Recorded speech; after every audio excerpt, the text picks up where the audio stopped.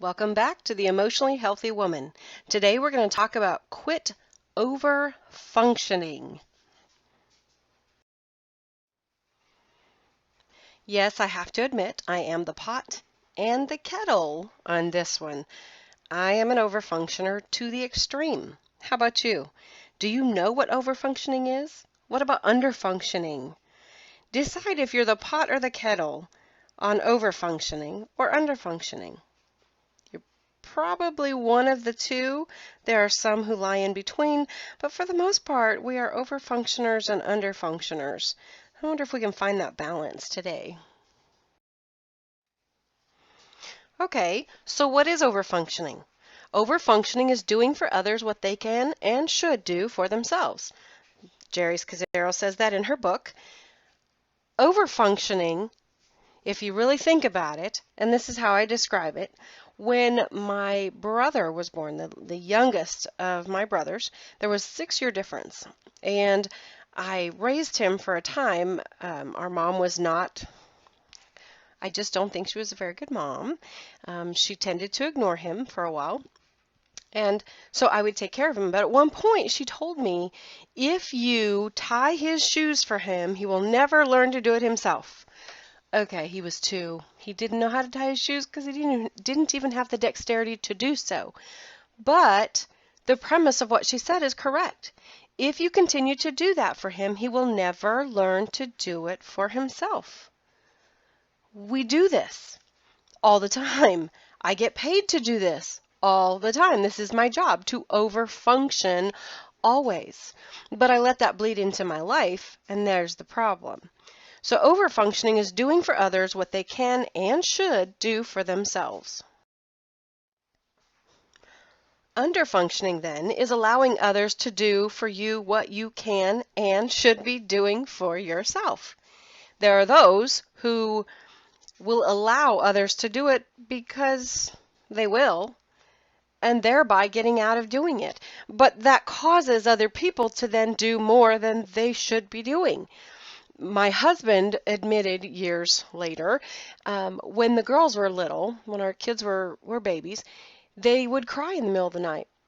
Now, we were 18, just turned 19 when our first one was born, and we were young and dumb and did things we shouldn't have done. But I also know that what he admitted was in the middle of the night he'd hear her cry and he'd pretend to be asleep because he knew I would get up and take care of her if he didn't. Well, okay, that's great, but then I was lacking sleep all the time. Okay, he was working 2 jobs and going to school. I was working a job and taking care of a baby. And the two of us finally learned how to work together. But the fact that he would allow me to do what he could and should be doing was an indication that he was an underfunctioner. Now, he's not now, but he's learned through the years. He has a great work ethic, and so that doesn't really allow him to underfunction. He has a pretty good balance. But when we allow others to do what we should be doing, we underfunction. There are 10 items on this slide and the next that Geri Scazzero lists as an inventory to see whether you're an overfunctioner or not. So I want you to count up how many of these are true of you. I move in quickly to advise or fix things. I have difficulty allowing others to struggle with their own problems. It's easier to do things myself. I don't trust others to do as good a job as I can. I do what is asked of me, even if I'm already overloaded. I cover for others' shortcomings. Others describe me as stable and having it together. I don't like asking for help. I don't want to be a burden. I like to be needed. I generally know the right way to do things. Do any of these sound like you? If you counted 3 or less, you might be an overfunctioner. Most likely not, but maybe a mild case. If you counted 4 to 7 that are true of you, you are an overfunctioner, moderate, but are an overfunctioner. If you counted 8 or more, guess what? You're in trouble. I, however, am a 10 out of 10, in case you were curious. This truly is me. As an administrative assistant by profession, it is my job to be an overfunctioner. I was talking with my boss and was telling him what I was teaching on, and he said, I pay you to overfunction. He's right. He pays me to overfunction. But when I let that bleed into every aspect of my life, I'm in trouble. So let's talk about the consequences of being an overfunctioner. The first deadly consequence to being an overfunctioner is that it breeds resentment. You start to feel like things are expected of you, even though you're the one who's putting the expectation on yourself. You get this feeling of people expect it, and therefore you start to resent that expectation. Let's look at Luke 10, verses 41. Well, let's start at 38. Let's go 38 through 42. Now, as they were traveling along, he entered a certain village, he being Jesus, and a woman named Martha welcomed him into her home. And she had a sister called Mary, who moreover was listening to the Lord's word, seated at his feet. But Martha was distracted with all her preparations, and she came up to him and said, Lord, do you not care that my sister has left me to do all the serving alone? Then tell her to help me. But the Lord answered and said to her, Martha, Martha, you are worried and bothered about so many things, but only a few things are necessary, really only one, for Mary has chosen the good part, which shall not be taken away from her. Martha resented the fact that Mary was not helping. Now understand that Mary, Martha, and Lazarus and Jesus were good friends, okay? And they're in a situation where they know he's coming. Here he comes. They've invited him to their home. And like a lot of women, Martha is prepping. Martha is running around trying to get things ready. She's worried about making sure there's enough food, making sure that everything is set out the way it's supposed to be, making sure the kitchen's clean, the house is clean, everything is done.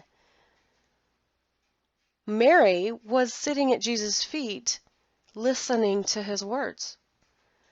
Where should we be? Is it so important that we have everything in place, perfectly arranged, food perfectly done? I tend to find it important, which is why I do it, but yet, you know what? When I have company over, when I have people from the church over, really anyone, when you have anyone over and you've made this meal, you do all the preparation before they get there. So that when they get there, guess what you can do? You fellowship, you enjoy, you love on each other, you laugh and you talk. And when it's done, you can clean up. That is not necessary to do while they're there. I used to do that. I'd have people over for lunch on Sunday afternoons, and as soon as we were done, I'd be cleaning up the kitchen, and Chris would be talking with our company, and they started reminding me, Martha, Martha, come sit and enjoy. I would get so resentful that he wasn't helping me, so resentful that I was having to clean up the kitchen while they're all enjoying and laughing and having a good time. Well, who made the choice? I chose to do it, but it bred this resentment within me. That's dangerous. We can't let that happen. Overfunctioning also perpetuates immaturity. People cannot grow when we do everything for them. We call it enabling. The story of you give a man a fish, you feed him for a day, you teach him to fish, you feed him for a lifetime. We have stopped feeding. We have stopped teaching a man to fish. We feed them, we give them the fish. We don't expect them to fish, learn how to fish themselves. And we think we're helping them, but really, by doing everything for them, we are not allowing them to grow. And we're not allowing ourselves to grow either, because we're stuck in this resentful, immature, not pleasant place. And we can't allow that. Let's look at Exodus 18. We're going to start in verse 13 and go through 18. And it came about the next day that Moses sat to judge the people, and the people stood about Moses from the morning until the evening. Now when Moses' father-in-law saw all that he was doing for the people, he said, "What is this thing that you are doing for the people? Why do you alone sit as judge, and all the people stand about you from morning until evening?" Moses said to his father-in-law, "Because the people come to me to inquire of God. When they have a dispute, it comes to me, and I judge between a man and his neighbor, and make known the statutes of God and his laws." And Moses' father-in-law said to him, "The thing that you are doing is not good. You will surely wear out both yourself and these people who are with you, for the task is too heavy for you. You cannot do it alone. Now listen to me. I shall give you counsel, and God will be with you. You be the people's representative before God, and you bring the disputes to God. Then teach them the statutes and the laws, and make known to them the way in which they are to walk and the work they are to do. Furthermore, you shall select out all the people, able men who fear God, men of truth, those who hate dishonest gain, and you shall place these over them as leaders of thousands, of hundreds, of fifties, and of tens. Let them judge the people at all times, and let it be that every major dispute they will bring to you, but every minor dispute they themselves will judge. So it will be easier for you, and they will bear the burden with you. If you do this thing and God so commands you, then you will be able to endure, and all these people also will go to their place in peace." I read more than I said, but if you look at this passage, Moses is taking all the responsibility on himself, and he is there morning until evening. How can he get anything else done? That was not the job God called him to do, but that's what he was doing all day long. And his father-in-law Jethro said, "This is not good. You need to let these people grow. They need to learn how to handle these disputes. Teach them. Don't just do it for them. Teach them." Well, when we don't teach them and we do everything for them, we are not allowing them to grow, and we are not allowing ourselves to grow. We continue to live a life of immaturity, and we breed that in the people we think we're helping. The next consequence is that it prevents us from focusing on our ministry. Like with Moses, God had given him something to do, but he was sitting, and he had done a lot. Don't get me wrong. Moses had done a lot, but he was sitting taking care of disputes, judging the people all day long. This is not what God had wanted him to do.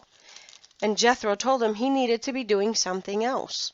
Well, we all have been given a ministry. We've all been given things we're supposed to do. And when we're so focused on doing for others, all the minor tasks, menial, whatever, we're not focusing on our ministry either.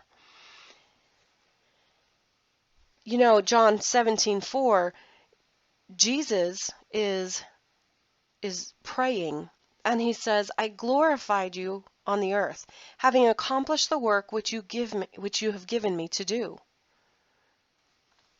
God gave Jesus something to do. He had a specific something to do, and he had done it. How can we do what we're supposed to do if we stay so busy, so over-functioning, that we can't even focus on our ministry? And although I'm mostly talking about over-functioning, the under-functioners, you're not even focusing on God and what you're supposed to do in your ministry, because you're allowing everybody else to do it for you. That's not okay either. Either way, we need to focus on what God has given us to do, and not let the world and all of the activities and all the craziness and all the helping we think we're doing prevent us from focusing on our ministry. Another deadly consequence is that it erodes your spiritual life. Did you notice in Luke 10, verse 40, that Martha told Jesus? Let's look at that again. Luke 10, verse 40. But Martha was distracted with all her preparations, and she came up to him and said, Lord, do you not care that my sister has left me to do all the serving alone? But then tell her to help me. Martha demanded of the Lord. That is not where we should be at all. Martha had lost focus of what her position was. Not only as a woman at that time, but as a person. Who was she speaking to? She was speaking to our Lord. And she was demanding that he tell her sister. When we allow the world to come in and take over our life, get us so busy, I know that when I'm busy, I'm shorter in speech and temper. I don't put the adequate time into my activities, whatever they are. I allow myself to be divided so much that my spiritual life is, it suffers.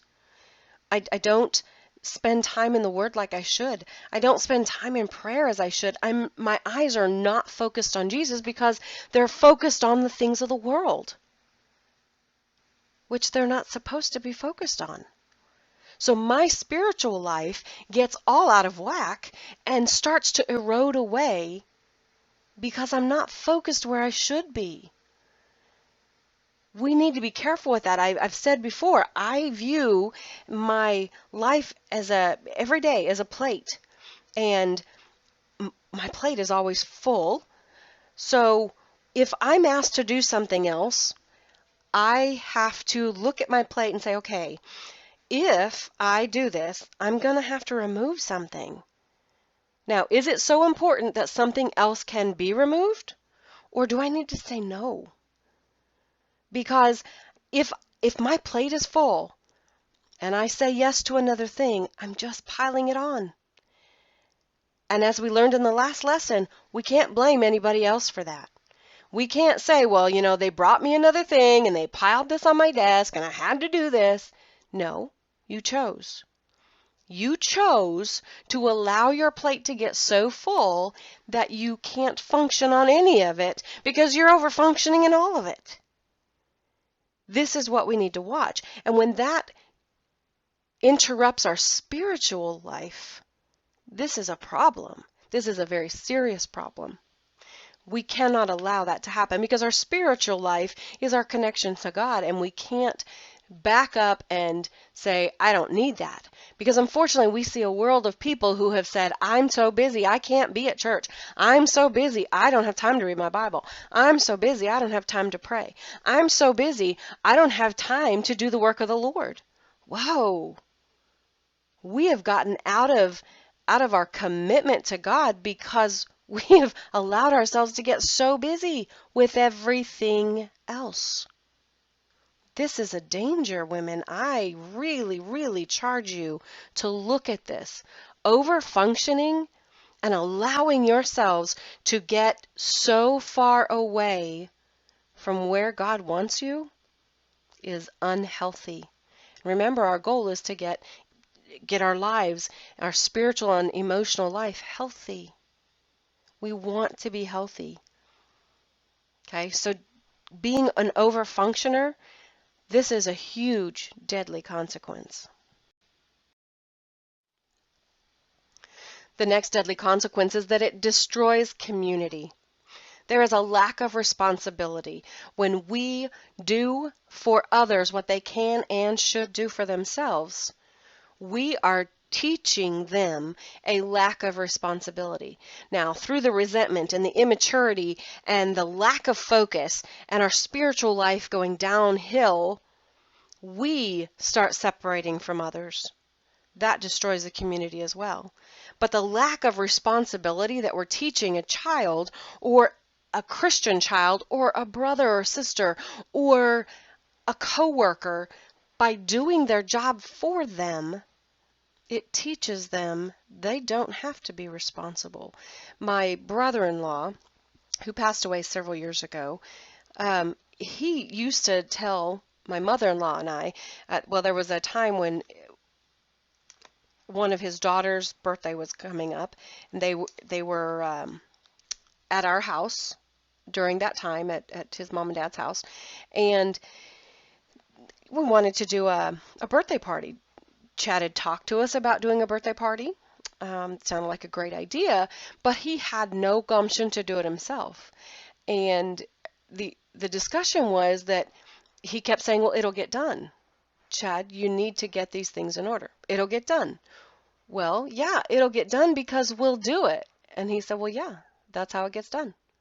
He knew he could be an underfunctioner because we were overfunctioners. So he had no responsibility. He took no responsibility in taking care of his child's birthday party because he knew we would do it. Guess what? We enabled that because who did it? We did. So there, we didn't want a child to be disappointed and upset because there wasn't a birthday party. Well, that was his choice not to do his child's birthday party. He's the parent, it's his choice. That's him to deal with. But instead, we protected the child and did the birthday party, and he learned he didn't have to be responsible because we would do it. That's what we're breeding. That's what we're teaching people when we overfunction. So here is the lie. I'm the one holding everything together, and if I stop, everything will fall apart. I know that's what it feels like, okay? I have that thought all the time. All the time. But that's a lie. It may not get done the way you want it. It may not get done in the time frame you want it.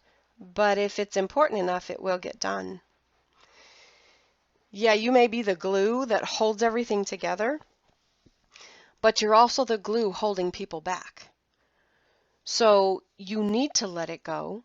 You need to stop believing the lie that Satan has put before you to say that everything's going to fall apart. It may not be pleasant for a time as you teach people that they can and should function for themselves, but in the end, the result is much better. It is well worth the chaos that's going to come in the process to get to the end result of everyone feeling and being responsible for their own actions. How do we break free? First step is always to admit that there's a problem. So, I want you to say this. Hi, my name is, and I am an overfunctioner. Okay? Hi, my name is Michelle, and I am an overfunctioner to the extreme. You have to admit there's a problem. And if you're an underfunctioner, you have the same thing. Hi, my name is, and I'm an underfunctioner. I can't actually say my name because I'm not an underfunctioner.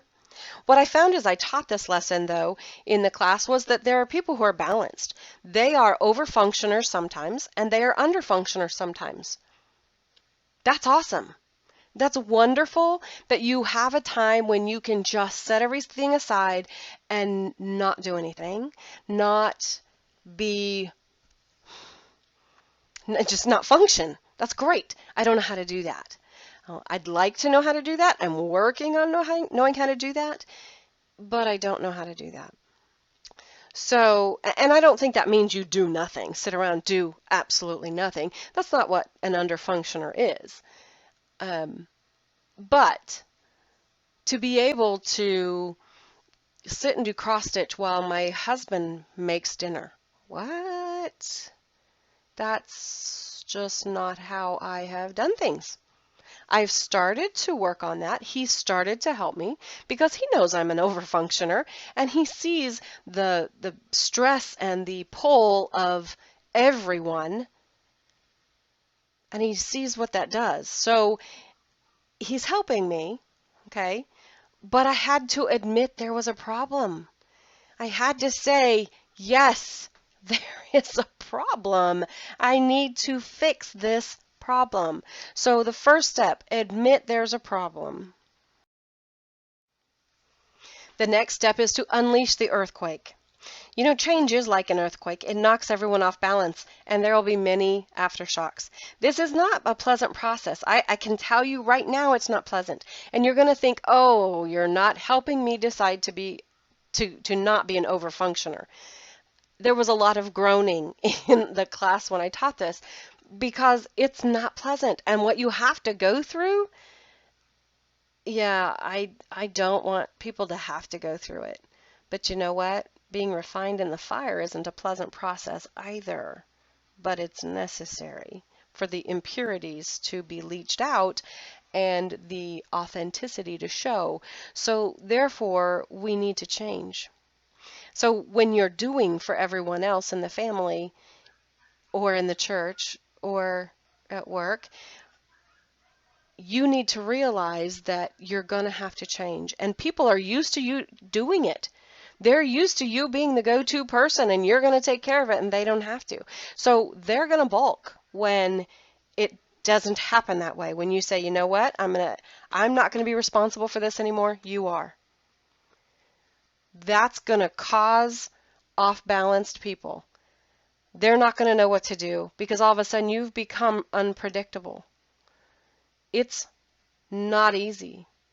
It is not easy at all. They're going to get knocked off balance because now they don't know. They don't know if they can come to you and have it get done because you're saying you're not going to do it. And there will be many aftershocks. It's the ripple effect. You know, you throw a stone in a pond. Well, it's not just where the stone hit that's affected. That ripple goes out. It affects the entire pond. No, it's not easy. But you need to unleash the earthquake. Once you've unleashed the earthquake, you need to prepare for chaos. Anytime we change ourselves, the people around us will feel like we're unpredictable and they're going to get upset, or they may get upset. Change is not easy, and it causes chaos for a time. I know that's not easy. I know it's hard to say, all right, I am going to unleash an earthquake and create chaos in my family. But understand this, if you don't stop over-functioning for your family, you are breeding children who cannot take responsibility and who cannot function for themselves. That's not okay. You know you don't want that. I don't want that. God does not want that. We have to make a change. And yes, we're going to have to live through some of that chaos. That's hard. Because we overfunctioners don't like chaos. Overfunctioners want things done in an orderly fashion. They want things done so that they are in accordance with God's word, but they want them lined up, everything, P's and Q's, I's dotted, T's crossed. You want it all done the way it's supposed to be done. And allowing someone else to control that? Yikes, that's hard. It's hard to delegate and say, I'm going to give you the responsibility to do this, knowing that there's a good chance it's not going to be done the way you want it or how you want it or when you want it. But you have to realize that it is necessary. You know, when you're teaching your little kids to dress themselves, okay? Little children, little girls, really. I'm not sure about boys because I didn't have any, but little girls, they want to dress themselves. And the pairings that they create with their clothes is very interesting. Definitely not how I would dress them or how the clothes I would pick. May not be as warm as they need to be or as cool as they need to be, but it's how they learn what to wear. If you continue to do that for them, if you continue to pick, they never learn why they should pick a sweater today or pick a tank top today because we've overfunctioned and done it for them. And it's painful for some people like me, taking them in public with the mismatched funkiness that they wear. But they're so proud that they've dressed themselves. Should we take that away from them? No, we shouldn't. Even though we don't like it and it's not what we would do, we should not take that from them because that's part of their learning. But that means I've got to step back and say I'm an overfunctioner and I need to allow you to learn, even though you're going to do it in a way that I don't necessarily like or in a time frame that I don't necessarily like. And that chaos is hard on everyone, but it is necessary. You can do it. You can do it. This step is the hardest. If you've admitted that you have a problem and you've been willing to unleash the earthquake and you're preparing for chaos because you know it's coming, the next step is to stand firm. It's not easy, ladies, but it is necessary. If you do not stand firm, you are allowing them to be enabled. You are allowing them to rely upon you again. And if you fall back into that, then you're overfunctioning, they're underfunctioning, and we're not getting where we need to be. Remember, the goal is to be emotionally and spiritually healthy. You can't do that as an overfunctioner.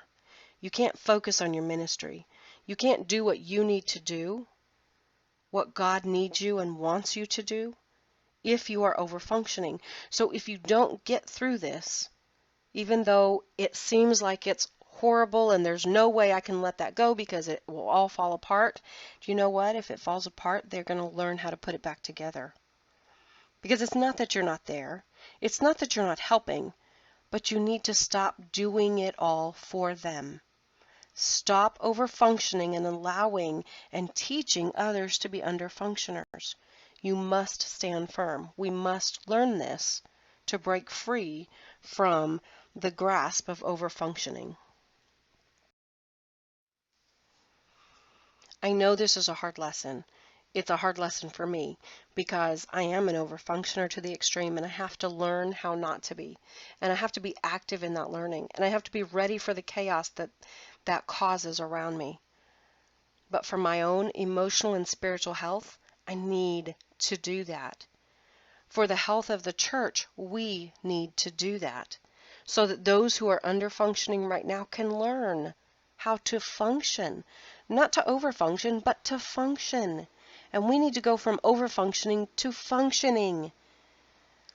You need to admit whether you're an overfunctioner or underfunctioner and start working to change. Pray for a heart this week that's willing to stand firm, even when chaos seems to reign. I know it's not easy, ladies. I do. I understand it. I know that it's going to be a difficult road. But if you want to be emotionally and spiritually healthy, you need to quit overfunctioning. Next week, we're going to talk about quit faulty thinking. Have a great week.